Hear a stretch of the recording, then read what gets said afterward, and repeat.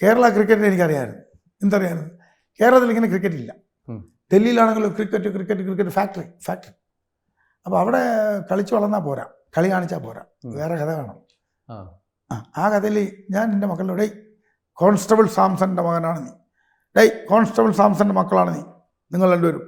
എവിടെയെങ്കിലും പെർഫോമൻസ് തെറ്റിയിട്ട് വന്നാലേ ഞാൻ അവന്മാരെ വിളിച്ച് നിർത്തിയിട്ട് പറയും, കാര്യം എന്തെന്ന്, എൻ്റെ ബാറ്റില്ലായിരുന്നു, നിങ്ങൾ ഔട്ടായിരുന്നു.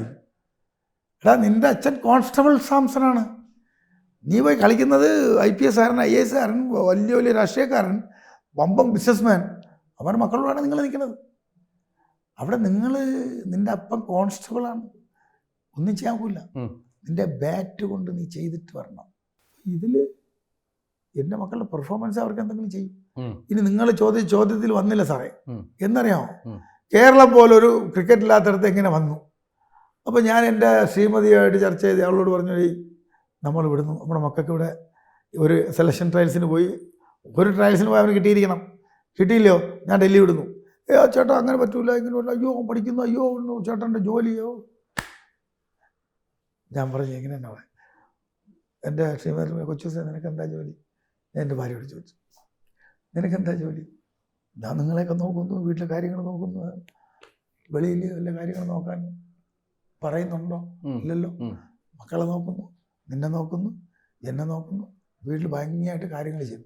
വല്ല ബുദ്ധിമുട്ടുണ്ടായിട്ടുണ്ടോ? ഇല്ല. എന്നെക്കുറിച്ച് നീ എന്നെ ഇൻസ്പെക്ടറെ അല്ലല്ലോ കെട്ടിയത്, അല്ലെ നീ സാംസണല്ലേ കെട്ടിയത്, അല്ലെ സാംസണിൻ്റെ വീട്ടിലെ ജോലി ഇല്ലല്ലോ. ഉണ്ടരുത്, പാക്കപ്പ് വിട്ടു. ഭാരിച്ച കാര്യങ്ങളൊന്നും നീ തലയിടരുത്. നിനക്ക് ഇന്ന് എന്ത് കിട്ടുന്നോ, നിന്റെ മക്കൾക്ക് എന്ത് കിട്ടുന്നോ അത് ഇനിയും കിട്ടും. സാംസൺ ജോലി വിട്ട് സാംസന്റെ മക്കളെയും ഭാര്യയും കൊണ്ട് നാട്ടിൽ വന്ന് നിർത്തിയാൽ എനിക്ക് 2 കൈകളുണ്ട്, ഞാൻ എന്ത് ജോലിയും ചെയ്യും. നിനക്ക് ഇന്ന് കിട്ടിക്കൊണ്ടിരിക്കണം, അന്നും കിട്ടും. നീ വാ, നമുക്ക് പോവാം. നമ്മുടെ മക്കൾ ഇവിടെ കിടന്നാൽ ശരിയാവില്ല. കേരളത്തിൽ ക്രിക്കറ്റ് വലുതില്ല. നിൻ്റെ മക്കൾ ഇവിടെ 25 വയസ്സുകാരെയാണ് അടിക്കുന്നത്. നിൻ്റെ മോൻ 8 വയസ്സ് പ്രായം, 9 വയസ്സ് പ്രായം. അവൻ 25 വയസ്സുകാരൻ നിലത്ത് തൊടിക്കുന്നില്ല, രണ്ടുപേരും. നിൻ്റെ മക്കൾ രണ്ടുപേരും 25 വയസ്സുകാരന്മാർ ബോൾ ചെയ്യാൻ വരും. പിന്നെ ബാസ്കറ്റ് ബോൾ ഗ്രൗണ്ടിൽ 22 യാർഡ് പോയിട്ട് ഞാൻ 50 യാർഡിൽ കൊണ്ടുവയ്ക്കും, 15 യാർഡിൽ കൊണ്ടുവയ്ക്കും.